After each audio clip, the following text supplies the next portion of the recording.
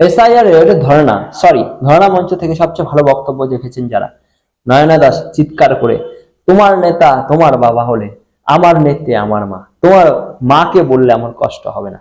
শুনে মনে হচ্ছে মা বাবার ঝামেলা চলছে। বাবা মদ্যপ, রোজ মায়ের উপর অত্যাচার করে, সন্তান মায়ের পাশে দাঁড়িয়ে আবেগ ঘন ডায়লগ দিচ্ছে, সাথে রাজনীতির কোনো সম্পর্ক এনে থাকার কথাও নয়।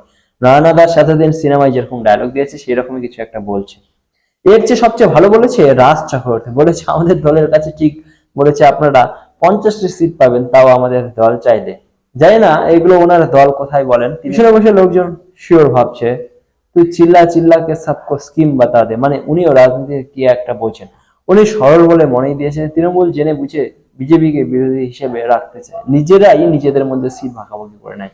এদের দুজনকে বলা হয় যে রাজনীতি বুঝিস না বুঝিস, খালি দলের হয়ে ভালো ভালো কথা বলবে, আর কতটা বলে থামতে হবে সেটা ওদের কেউ বোঝায়নি। আর নেত্রী এদের থামায়নি, কারণ ভালো বলেছিল।